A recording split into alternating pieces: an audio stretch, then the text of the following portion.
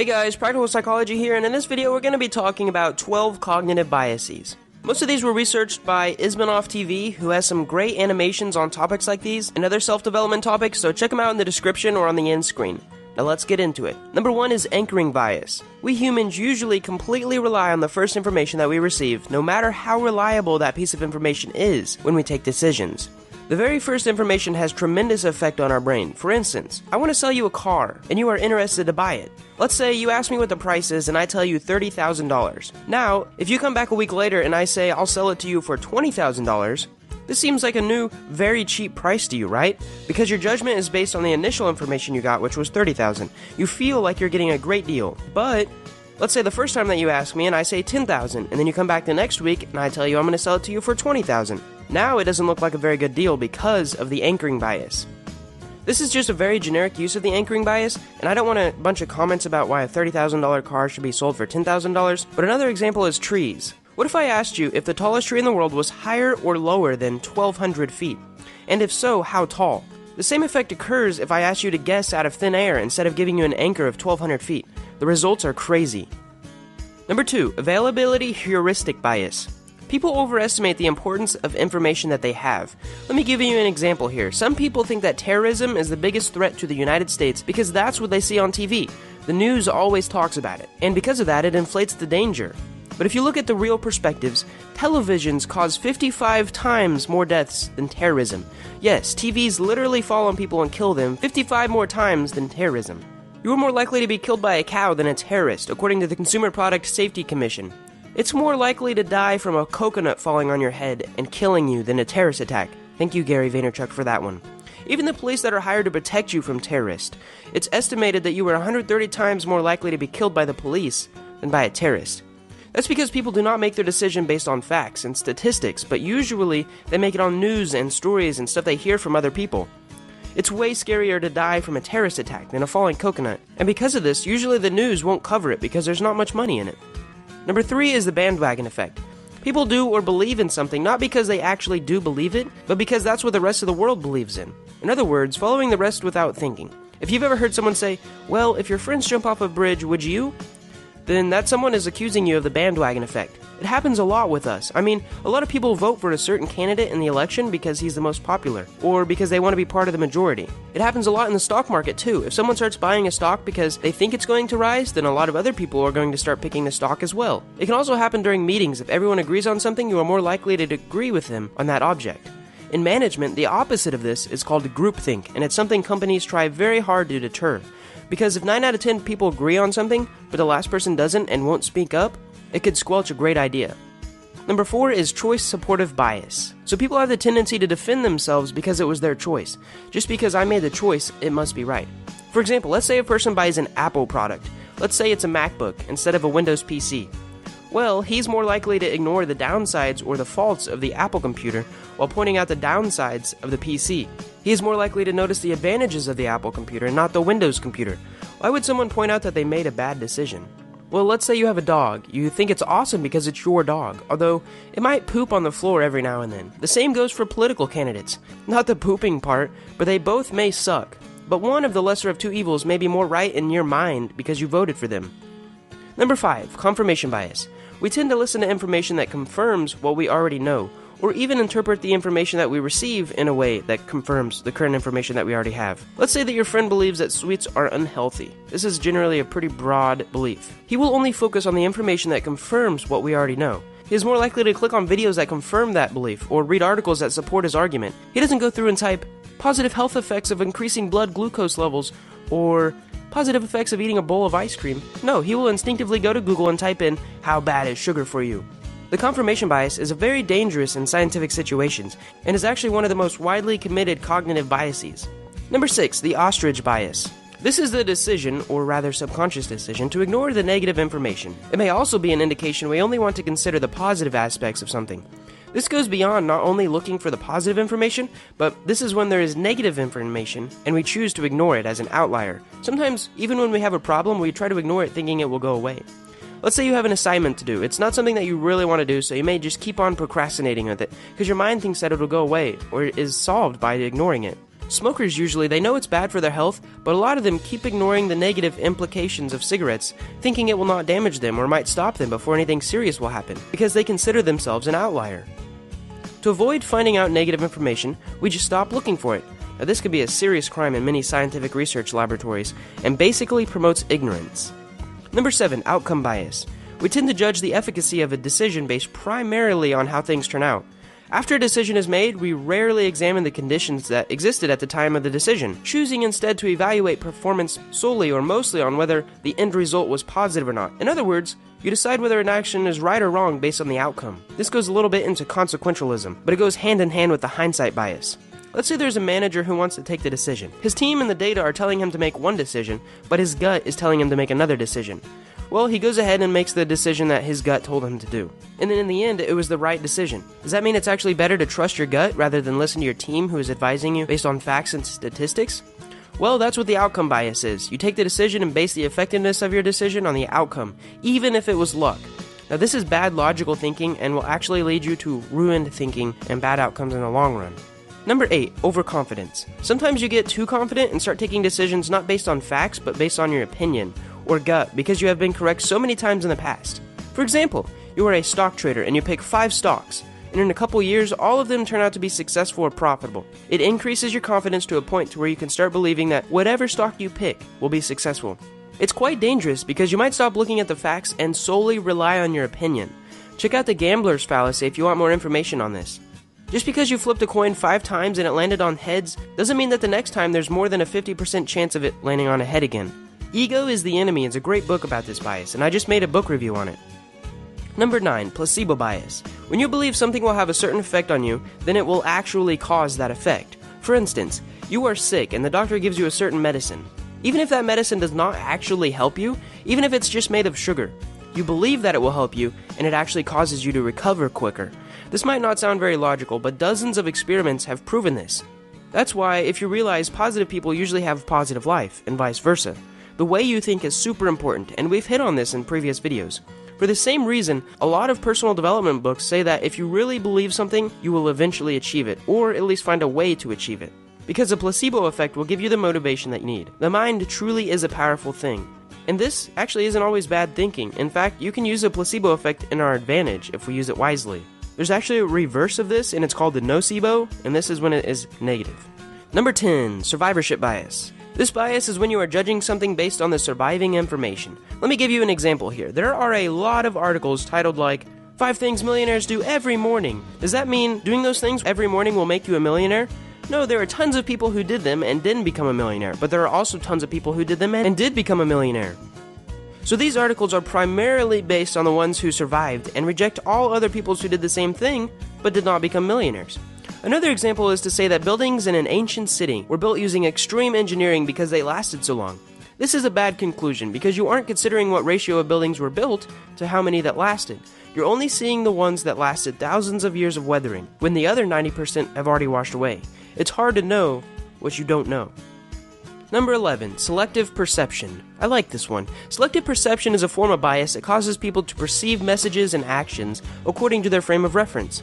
Using selective perception, people tend to overlook and forget that contradicts their beliefs or expectations. Let's say, for example, you're a smoker and you're a big fan of soccer. You are more likely to ignore all the negative advertisements about cigarettes because since you are already smoking, you have this perception that it's okay to smoke. But if there's an advertisement about soccer, you are more likely to notice it because you have a very positive perception about it. This is actually something really interesting and has to do with how you perceive the world due to your subconscious mind and what it filters out. The last one is called the blind spot bias. If I asked you how biased you are, you would probably say that you are less biased than the average person, and you are more likely to base your judgment on facts and statistics, and that's what's known as the blind spot bias, or the bias bias. You are biased because you think that you are less biased than everyone else. For example, I gifted something to my teacher, and the next week she gave me a good grade on a test. If you ask her whether she was biased when she gave me that grade, the answer will be that the gift never affected her decision when marking my paper. But if you ask her if other teachers are biased when students give them gifts, she will say yes, in most cases. And that's what the blind spot bias is.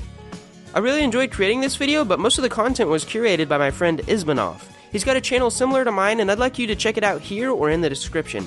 I hope you guys enjoyed this video and learned something. If you want more valuables like this, check out my channel and subscribe. Thanks for watching.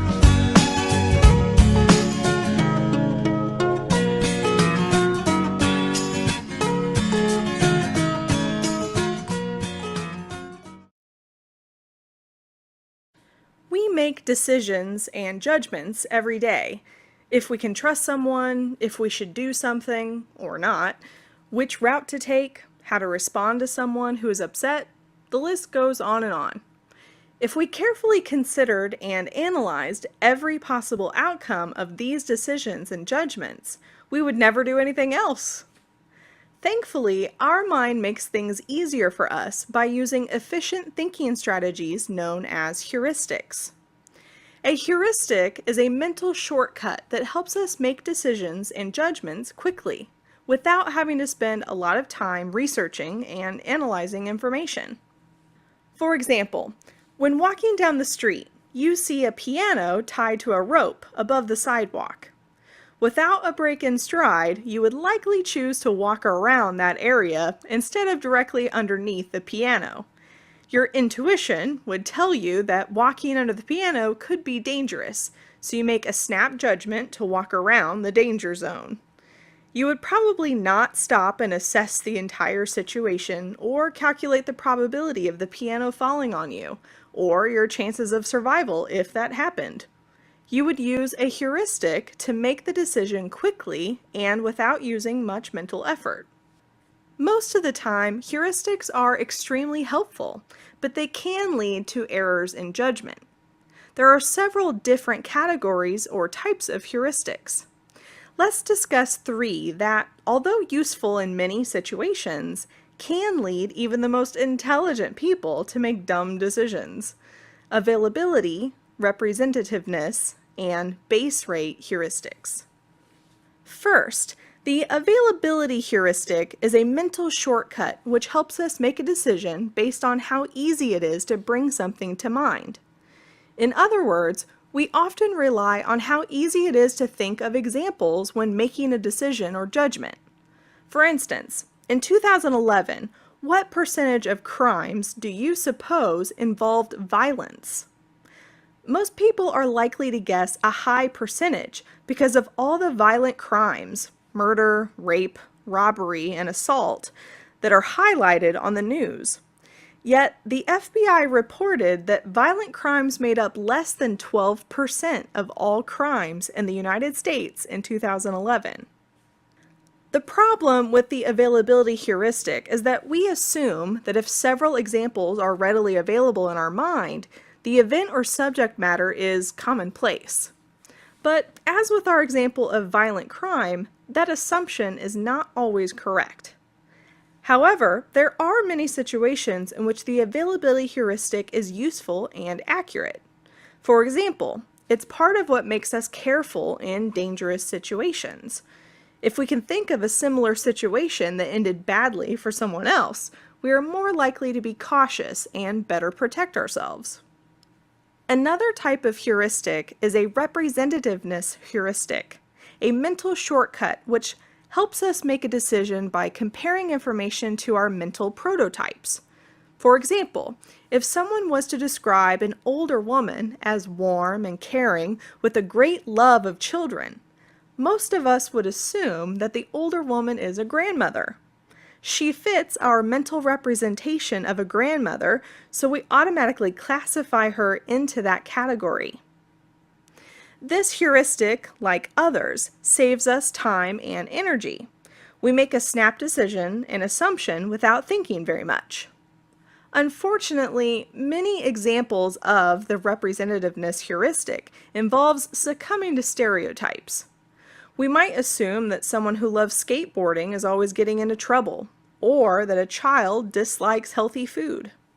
The final type of heuristic we'll discuss in this lesson is the base rate heuristic, a mental shortcut which helps us make a decision based on probability. For an example, imagine you live in a big city and hear an animal howling around midnight. You would probably assume it was just a dog, as wolves aren't likely to be found in the city. Statistically, a wolf howling in the city would be very improbable. Now, what do you think most people would do if presented with a situation in which they could either use the representativeness or base rate heuristic? For example, Gail loves to play chess and listens to classical music. In her spare time, she enjoys shopping at used bookstores and touring museums. Now, is Gail more likely to be a nurse or a librarian? Which heuristic do you think most people would use to answer this question? If you guess the representativeness heuristic, you would be correct. Most would answer that Gail is probably a librarian. They use the representativeness heuristic, as she is representative of the mental image or prototype that we have of a librarian because she appears to be intelligent and loves to read. In reality, though, it is far more likely that Gail is a nurse because there are far more nurses than librarians in the world. Yet few people use the base rate heuristic, partly because the representativeness information is so compelling.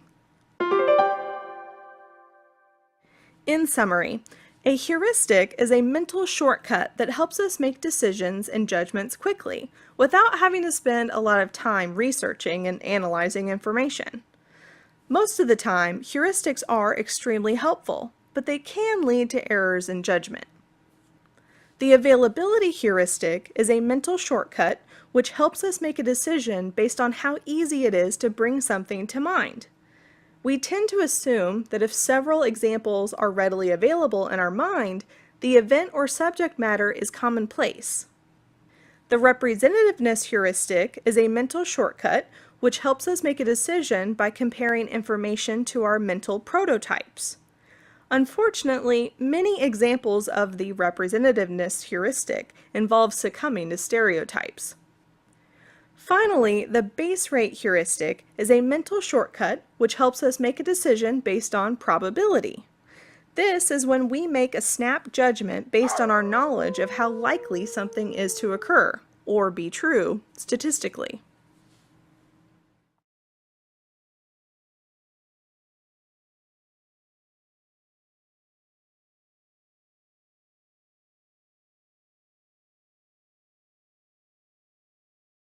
The availability heuristic is a mental shortcut that leads us to draw conclusions based on what comes to mind immediately.